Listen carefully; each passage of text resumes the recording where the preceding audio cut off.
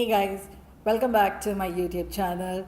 I hope you found my first video on how to find a job in Canada informative. If you haven't seen my video, I will put the link below in the description box. You can have a look. Today that I'm going to cover is how to write a resume for the Canadian market. Write a resume in the Canadian market. Make sure that your resume is in a Word format. It should not be more than 2 to 3 pages long. It should not have any kind of tables, any kind of pictures, any fancy coloring. Make sure that you do not have any headers and footers. You insert headers and footers in your resume. Sometimes the applicant tracking system does not detect your resume and your resume gets lost in the ATS. So please make sure you do not have headers and footers in your resume. Ideally, the font for your resume should be in Times New Roman or Calibri because it gives a very simple and neat and tidy look to your resume. So when you start off with your name, your email ID, your phone number, and your location. Your location should have the postal code and the city. The postal code is usually required so that we as a recruiter can do a radial search. A radial search helps us in estimating the time travel from the place that you live to the organization, and we would be able to understand if you would be interested and committed to the organization. So once that is done, you can start off with your professional summary. Your professional summary should ideally be a very small paragraph explaining the number of years and the history that you have usually worked on and what exactly you are looking for in the particular role. So after the professional summary, you can have your skill sets. Under this section, you can mention the areas of expertise that you have.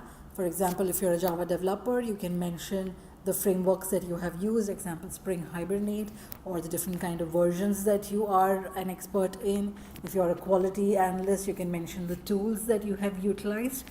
And after that, you can mention their certifications. So under the certifications, you should put the relevant certifications that you have with the year that you have got your certification, and if you want, you can put the license number as well. After your certifications, you should come to your work history. So coming to the most important section is your work history. Under the work history, make sure that you have it in a chronological order, that is the most recent organization that you have worked in.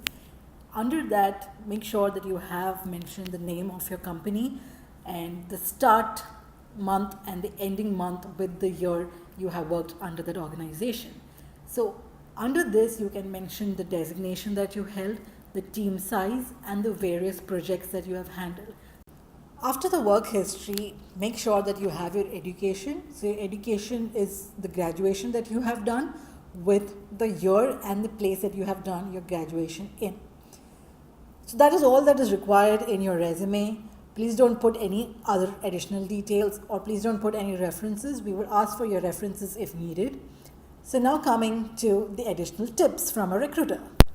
So what I would suggest you guys to do is to have a master resume. A master resume which explains in detail of what you have done and everything that you have done, right?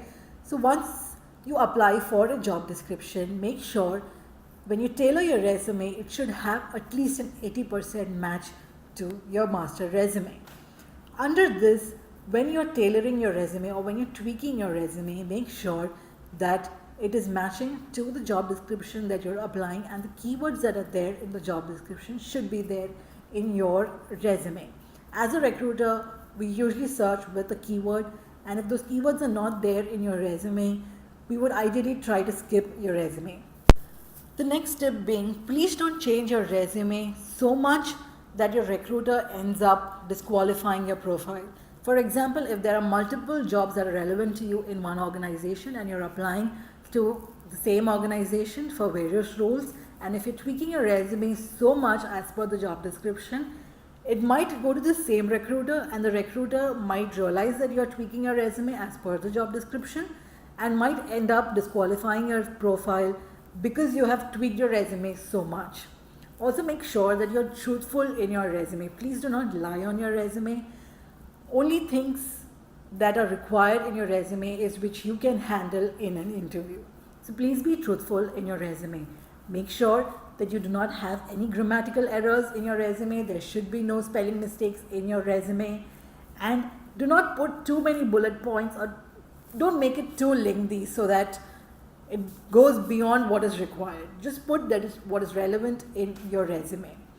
So these are some of the tips from a recruiter that you can utilize while writing a resume. If you like this video, please like, share and subscribe. If you have any questions, I am willing to address your questions.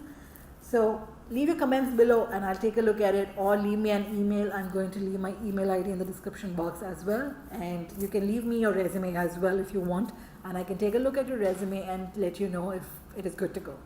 So have a good day, guys, and have fun applying for the various roles. Bye-bye.